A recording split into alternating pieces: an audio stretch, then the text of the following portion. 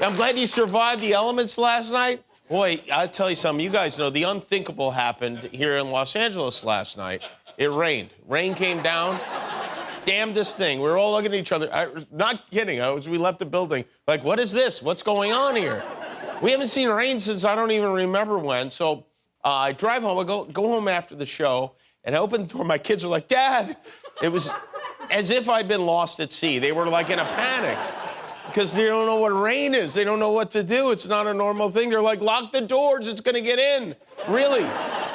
And then we watched this lightning storm, which I don't think I've ever seen anything like it. Did you watch the lightning storm? Yes, Jimmy. It was incredible, right? It was nice, yes. I watched it with my son, yes. Yeah, right. I was with my daughter. My son was asleep. He missed the whole thing, but we just watched this for hours. After a whole day without Instagram, it was like the sky was screaming, post me, please.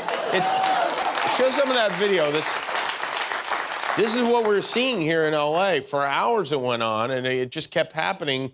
It's really, I think it made a penis shape there. I don't know, I see them everywhere. But anyway, the lightning storm actually caused a 35-minute delay of the Monday Night Football game last night, which was here in town, which was funny because this is the Chargers logo. It's the lightning bolts. It's like a Miami game getting delayed by dolphins or something. So the game is delayed for safety, I guess, and of course the announcers were left with the job of killing an unspecified amount of time. At the very top of the upper decks here at SoFi Stadium, there is some open exposure. So I guess they're leaving. Lightning can't go sideways, and they can't play the game, but we're on the field. Right. Well, anyone who ever saw Steve Young play knows he's too fast to get hit by lightning. He won't. The other three might want to get some rubber boots or something, but lightning struck Facebook this week, too.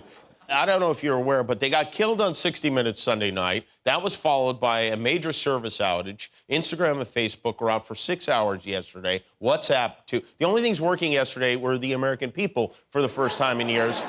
And the reason for the outage, they say, was configuration changes on the backbone routers that coordinate network traffic between our data centers caused issues that interrupted the communication. In other words, Zuckerberg tried to do it with his sex robot work again.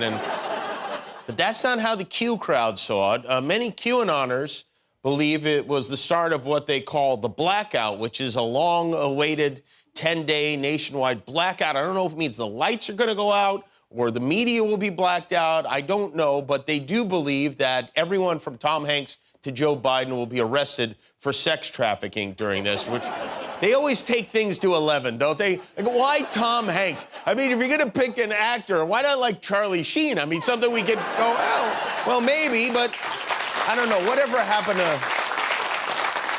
happened to reasonable crazy, like good old-fashioned nuts, like, hey, look at me in this tinfoil hat blocking the microwaves. Okay, buddy, looks good. Take care. You know, now it's the apocalypse with everything. And in the middle of the blackout, someone from Q released a video that, well, you may not have seen because Facebook was down.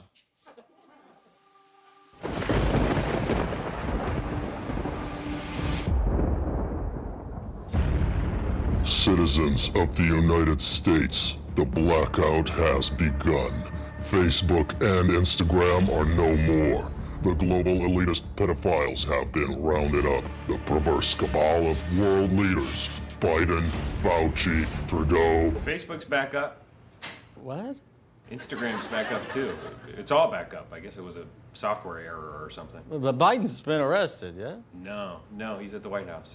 But Trump is back in office. No, he's in Florida playing golf. Oh, damn it! Oh. Anyway, how about that Squid Game? Is that something or what? Well, yeah. So, you know the Q, this is interesting. I didn't know. Q stands for Quiznos. That guy's the weekend manager there and makes a hell of a sandwich. You know, Facebook said no user data was compromised during the blackout. It was not a hack. All your information is safe with them. Your age, your height, your weight, your eye color, your blood type, your birth date, your hopes, your dreams, your kidneys, all totally secure in the Facebook vault. Mark Zuckerberg put out quite a statement. He wrote, "Sorry for the disruption today. I know how much you rely on our services to stay connected with the people you care about." And is it just me, or does that sound like a threat? I know how much you rely on our services to stay connected to the people you care about. Be a shame if something were to happen to that connection to the people you care about, wouldn't it? The timing of the outage couldn't have been worse or better. I'm really actually not sure for Facebook. The blackout was followed by a somewhat devastating congressional panel investigation this morning. Democrats and Republicans in the Senate finally found something they can agree on. They both hate Facebook. So maybe it's not driving us apart. But the Senate now wants to hear from Mark Zuckerberg, who, as a result of the outage, lost almost $7 billion yesterday. But he's going to be okay money-wise. Forbes today unveiled their annual list of the 400 richest Americans. At the top of the heap for the fourth year in a row is Jeff Bezos, followed by Elon Musk as number 2 and Mark Zuckerberg number 3. The three of them have a combined wealth of more than $500 billion, which, I don't know, let's get them, right? I mean, whatever happened to the good old-fashioned American tradition of taking lunch money from nerds like those? Speaking of hitting the jackpots, somebody from California is about to strike it rich. A single winning ticket for the $700 million Powerball jackpot was sold at a grocery store in Morro Bay, California, which is news that will definitely come as a disappointment to this gentleman at his store in Shreveport, Louisiana. I'm here with someone else who has gotten their ticket. Now, James, you bought your ticket. What are you going to do with that money if you win? Well, I'm definitely going to get a new supercharged Mustang with dual exhaust and about 5 kilos of cocaine, and I'll be good to go. Okay, so you like cars. You like cars. All right, well, yes, yeah, I snort cars. See, now that's the guy I'd like to see on the Forbes list, right? You know, wasn't on the Forbes list.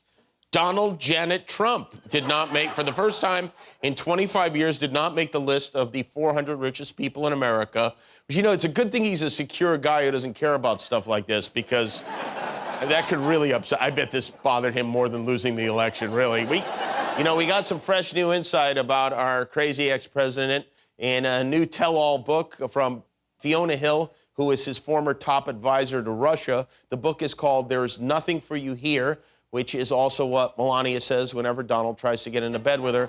And according to Fiona Hill, Trump kept a list of all the foreign officials who made nasty comments about him. He would just record it and write it down so he could pay them back, which is a big deal because it would be the first time he ever paid anyone back, really. But how many books from how many people who worked from him will be enough before his supporters go, maybe it's time to take the lawn sign down. Maybe he's not so great.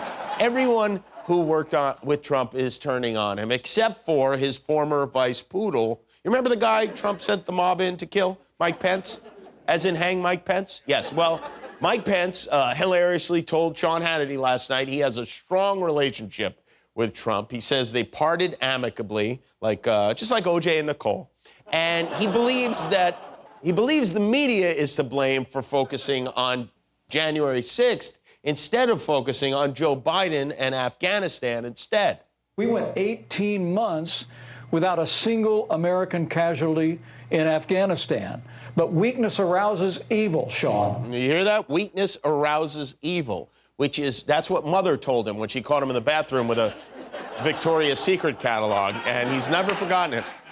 You know, this is Nobel Prize week. This is when they hand out the awards for chemistry, physics, etc. So 2 California scientists won the Nobel Prize in medicine. They won for their research on how the human body senses temperature through touch. Basically, they won for touching a stove and writing down "ouch" is what happened. But the Nobel Prize is obviously a big deal. Some say they're even more important than like a Golden Globe. But I wonder how much people are even paying attention. So we went on the street, we asked people to name a Nobel Prize winner, any Nobel Prize winner, and not just this year, ever, and here is how that went.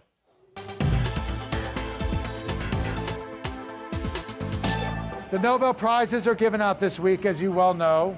Do me a favor, name as many Nobel Prize winners as you can. Nobel Prize winners? Can you name a Nobel Prize winner?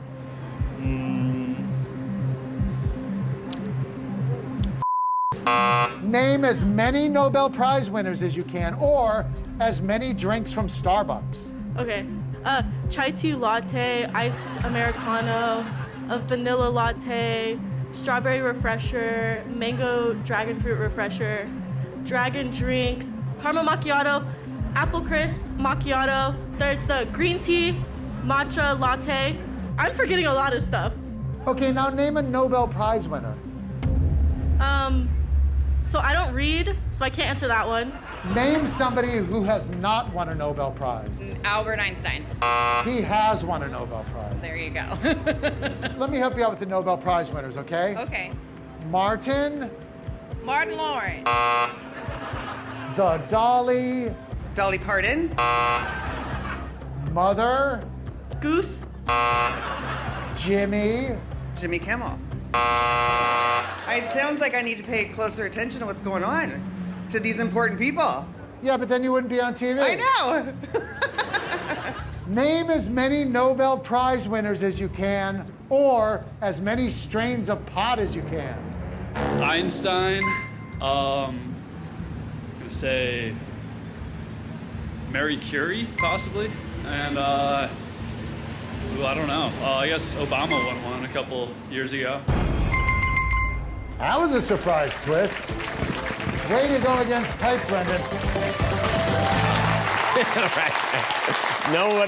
Nobody's going to get a Nobel Prize for this. This is from Sarasota, Florida. So they have a mask mandate for students. They want the kids to wear masks, which doesn't seem like a lot to ask during a pandemic, but it upset some parents so much, they decided to stage a protest outside the chairwoman of the school board's house. We see you in there, Shirley. We want you to come out for a redress of grievances. We know the next step is from mask to vaccine, and this will not happen. This is the line we will die on. That's right. No to vaccines. No to masks. Okay. Says a guy who is wearing a mask as he walks by. What is going on? What is wrong with these people? It's amazing how far we haven't come since the start of this, but it's interesting to look back at why, to look back at what was in the news and who was in the news exactly 1 year ago. And with that said, it's time for an early October edition of This Week in COVID History. This week in COVID history, it's October 2020, and the president is back on the buggy. I just left Walter Reed Medical Center. Now I'm better, and maybe I'm immune. I don't know. You know what they say. What doesn't kill you makes you wronger. I learned so much about coronavirus, and one thing that's for certain, don't be afraid of it. Don't be afraid of it. The same thing he told Stormy when she locked herself in the bathroom. Science, medicine will eradicate the China virus once and for all. It's going to disappear. It is disappearing. But until then... Hi, perhaps you recognize me. It's your favorite president. If you're in the hospital and you're feeling really bad, I heard about this drug. It's called Regeneron. I wasn't feeling so hot. They gave me Regeneron, and it was like unbelievable. I feel great. I feel like perfect. Regeneron. I call that a cure. Warning, not a cure. On to the VP debate to address the nation's problems head on. Climate change, healthcare, a fly, abortion, gun control, systemic racism. Did you say a fly? A fly lands on Mike Pence's head. Forget all that other boring horse, Pucky. A fly landed on Mike Pence's head. That fly nested in his hair. Did he know the fly was on his head? The fly. The aforementioned fly. The fly on Mike Pence's head. Et Mike Pence, y a la mosca. L'atterrissage d'une mouche sur la tête de Mike Pence. Майка Пенса. Комаха була в кадрі 2 хвилини.